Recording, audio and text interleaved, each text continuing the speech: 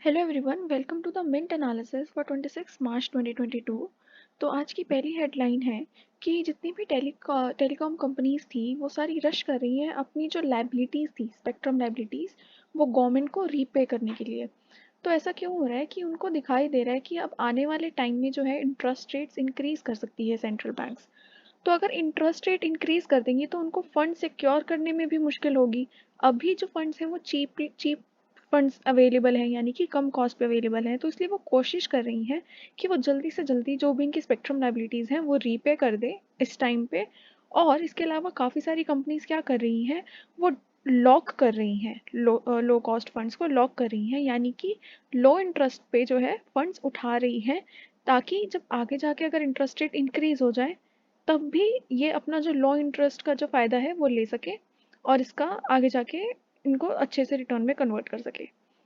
तो ये मेन चीज़ है। और इसके अलावा ये भी बताया जा रहा है कि ये जो लाइबिलिटीज़ हैं, जो एनुअल इंस्टॉलमेंट्स थी इनको पे करनी पड़ रही थी एयरटेल और जियो को, तो इनको फिस्कल ईयर 27 से फिस्कल ईयर 32 तक जो इंस्टॉलमेंट्स पे करनी थी वो इंटरेस्ट रेट कैरी कर रही थी 10%, जो कि हाईएस्ट रेट था among the deferred liabilities. Deferred liabilities क्या होती है? जिनको आप ओवर अ टाइम पीरियड जो है डेफर कर सकते हो, यानी डिले कर सकते हो, शो कर सकते हो अपनी रेवेन्यू, अपनी रिपोर्ट्स में। तो ये हाईएस्ट रेट ऑफ रिटर्न था 10% जो वो पे करने वाली थी, पर प्रीपेमेंट कर रही हैं, चीप फंड्स लेके अपना इंटरेस्ट रेट पे कर रही हैं, तो ये अपना ये फ़ायदा उठा रही हैं। Next is IPO market to see first sale share in 2 months next week. तो अभी काफ़ी टाइम से आईपीओ आ नहीं रहा था क्योंकि काफ़ी ज़्यादा वॉलीटिलिटी थी मार्केट में। बट वेरांडा लर्निंग जो है अब वो प्रिपेयर कर रही है ₹200 करोड़ का आईपीओ लाने का ऑन 29 मार्च। तो ये फर्स्ट आईपीओ होगा in almost 2 months. Next is travel portal Yatra files for ₹1000 crore public offer. और ये इसलिए हो रहा है कि इनको थोड़ा इम्प्रूव आउटलुक भी मिला हुआ है कि डोमेस्टिक ट्रैवल इंडस्ट्री जो है वो थोड़ा बेटर परफॉर्म करने वाली है क्योंकि कोविड रिस्ट्रिक्शंस हट गई हैं। तो उसके चक्कर में हो सकता है कि अब क्योंकि आउटलुक इम्प्रूव हो रहा है तो लोगों को दिखाई दे कि आने वाले टाइम में इनका जो वैल्यू है वो सिर्फ बढ़ने वाला है, तो लोग ज़्यादा पैसा करने को प्रिपेयर रहेंगे, तो हो सकता है इनकी वैल्यूएशन थोड़ी बेटर हो जाए। इसलिए शायद ये इतना जो है आईपीओ जल्दी लाने की सोच रहे हैं। Next is India UAE pact will facilitate easier movement of workers. तो ये तो मेन हेडलाइन है। इसके अंदर जो एक सेपा की बात करी गई है, जो एक मेन एग्रीमेंट हुआ था फरवरी में, उसके बारे में हम डिटेल में पढ़ेंगे आगे जाके। इसके बाद नेक्स्ट है Emami acquires Dermicool from bracket for ₹432 crore. तो इन्होंने एक्वायर क्यों किया है डर्मीकूल को? क्योंकि डर्मीकूल जो है अपनी मार्केट में 20% मार्केट शेयर जो है होल्ड करता है, और ये जो है कूल टेल्कम पाउडर प्रोवाइड करता है। तो ये जो इंडस्ट्री, ये जो सेक्टर है, ये हाई ग्रोथ सेक्टर है और इसमें अभी लो पेनिट्रेशन है। तो और इसमें एस्टैब्लिश्ड कौन है? डर्मीकूल। तो इसका फ़ायदा उठाने के लिए, क्योंकि इसके ऑलरेडी कस्टमर कस्टमर बेस है, ऑलरेडी एक अच्छा गुडविल बनी हुई है, तो उसका फ़ायदा उठाने के लिए इमामी ने डर्मीकूल को एक्वायर कर लिया है। Next is Anil Ambani steps down as director from R infra Reliance power. तो ये सेबी से गाइडलाइन आई थी कि अनिल अंबानी और इसके अलावा काफ़ी सारे जो डायरेक्टर्स थे, कि आप बाकी सारे जो हैं जितने भी रिलायंस के अलग अलग कंपनीज हैं, आप उन सबसे जो है स्टेप डाउन कर जाओ from the post of director. तो ये क्यों हो रहा है? क्योंकि रिलायंस अभी रिसेंटली काफ़ी सारा जो मतलब कंपनी अच्छा परफॉर्म नहीं कर पा रही थी, उसकी वजह से काफ़ी सारे जो इसके यूनिट्स हैं वो बैंकक्रप्ट भी कह सकते हो, या फिर वो एनसीएलटी में जो है ना उनकी प्रोसीडिंग चल रही थी। तो उसकी वजह से जो है अभी रिसेंटली ये स्टेप देखने को मिला है कि सेबी ने ऑर्डर किया है कि आप जो है स्टेप डाउन कर जाओ। Next is gaps in info may be behind search at Hero MotoCorp.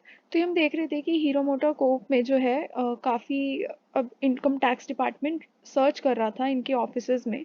पहले तो कहा जा रहा था कि ये रेगुलर सर्च है, बट अब पता चल रहा है कि शायद ऐसा हो सकता है कि एक गैप देखने को मिला था जो इन्होंने इनकम टैक्स डिक्लेयर करी थी और जो इनके जीएसटी से हमें पता चल रहा था, यानी कि जीएसटी नेटवर्क से जो पता चल रहा था और इनकम टैक्स में जो इन्होंने फाइल किया, वो दोनों इन्फॉर्मेशन मिसमैच कर रही थी। इसलिए आज नहीं, कल फ्राइडे को इनका जो थर्ड डे था जिसमें आईटी डिपार्टमेंट इनके ऑफिसेज को सर्च कर रही थी।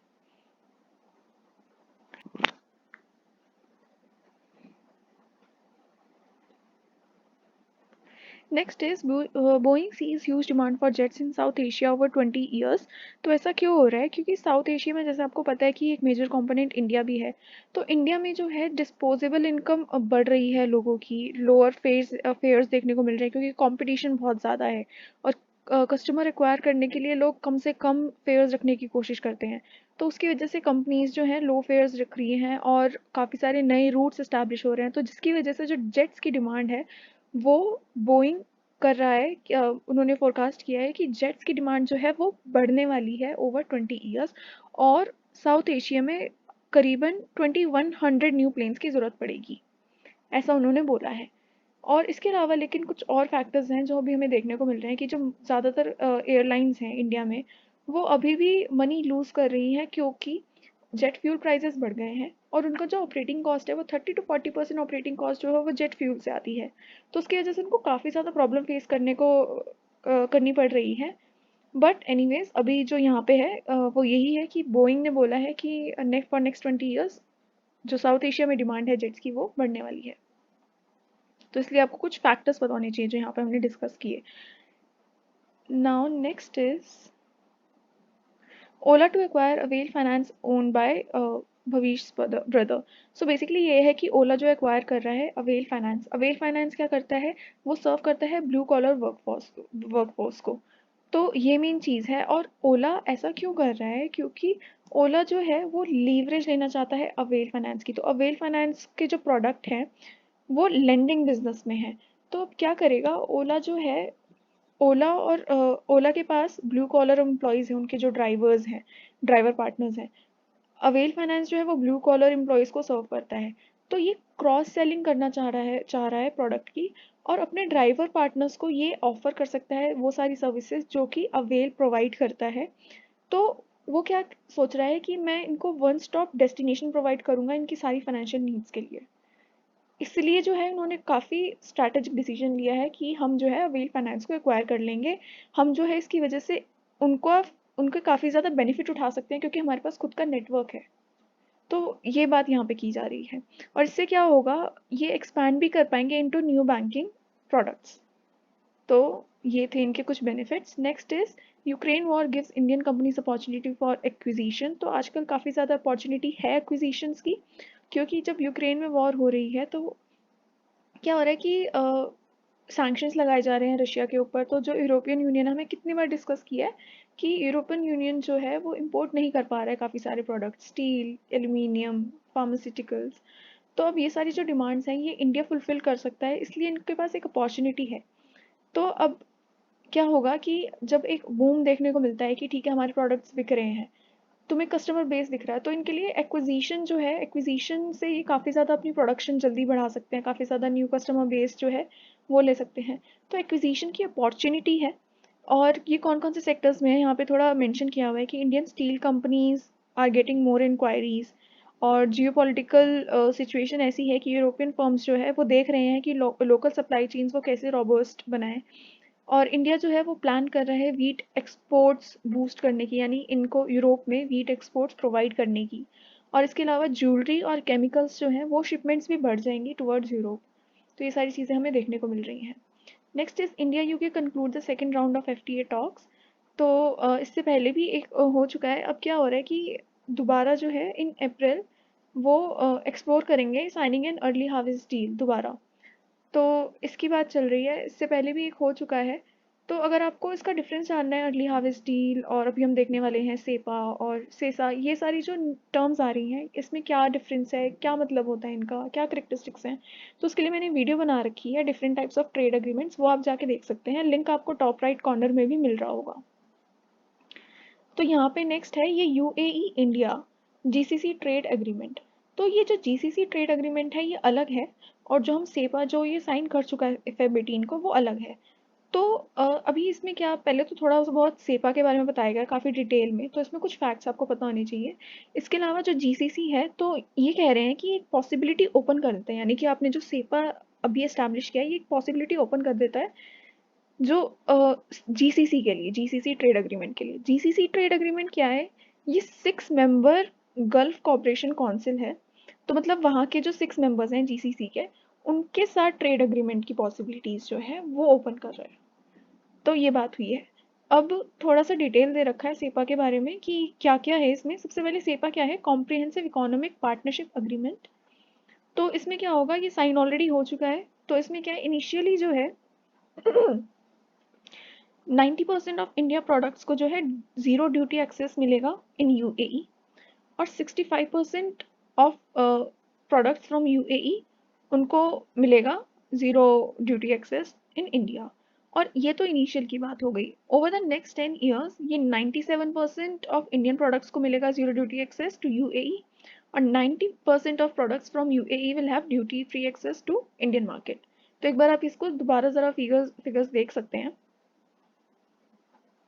नाउ अब इसके बाद कहा जा रहा है कि ये सारी तो हमने फिगर्स देखी, तो इनका जो टोटल क्यूमुलेटिव इफेक्ट पड़ेगा वो क्या होगा कि ये ऐड कर देगा $9 बिलियन टू यूएई's जीडीपी बाय 2030। तो ये क्यूमुलेटिव अमाउंट जो है करीबन $9 बिलियन आएगा बाय 2030। तो ये एक इम्पॉर्टेंट पॉइंट था। इसके अलावा क्या है, तो सेपा जो है कॉम्प्रिहेंसिव एग्रीमेंट होता है, काफ़ी ज़्यादा वाइडर कवरेज देता है, रेगुलेशन मेंशन होती है, सर्विसेज इनवाइट कर सकते हो, इन्वेस्टमेंट इनवाइट कर सकते हो। तो इसके अलावा क्या क्या देखने को मिल रहा है कि ये जो मूवमेंट है पीपल की, जो भी सर्विसेज प्रोवाइड करना चाहते हैं अंडर सेपा, उनको काफ़ी स्मूदर प्रोसेस जो है देखने को मिलेगा। यानी कि वो काफ़ी आसानी से अपनी जो सर्विसेज हैं थ्रू दिस अग्रीमेंट वो प्रोवाइड कर सकते हैं यूएई में, और वहाँ वाले यहाँ पे। तो ये जो है एक बहुत इंपॉर्टेंट पॉइंट हमें देखने को मिला है। एक तो ये स्मूदर सर्विसेज, एक ये जो है कि आपको पता होना चाहिए कि कितना एक्यूमुलेटिव फ़ायदा होगा यूएई का, और थोड़ा बहुत ये कि 90% या 97% बहुत ज़्यादा परसेंटेज होती है, और इतने परसेंटेज प्रोडक्ट्स को ज़ीरो ड्यूटी एक्सेस मिलेगा दूसरी कंट्री में। इसके बाद इमामी का हमने पढ़ ही लिया था। तो आज के न्यूज़पेपर में यस, तो ये नेक्स्ट है कि पेट्रोल डीजल जो है उनके प्राइस ही हाइक हो गए हैं 80 पैसे, और ये थर्ड हाइक है। हम इससे पहले भी वो 80 पैसे से 2 बार हाइक हो चुके हैं, और एलपीजी जो हमने सब एक ही बार देखी थी, हाइक हो गई थी ₹50 से एक बार में। तो ये कुछ इफ़ेक्ट्स हैं जो हमने सैंक्शंस देखने को मिल रहे हैं रशिया को, उसके लिए। तो आज के न्यूज़पेपर में इतना ही है। अगर आपको वीडियो पसंद आई है तो please hit the like button and subscribe to my channel. Telegram group का लिंक जो है मैं ऑलरेडी पोस्ट कर चुकी हूँ, डिस्क्रिप्शन में है, तो आप वहाँ से ज्वाइन कर सकते हैं। वहाँ पे डेली टेक्स्ट एनालिसिस जो है मिल जाता है। Thank you so much.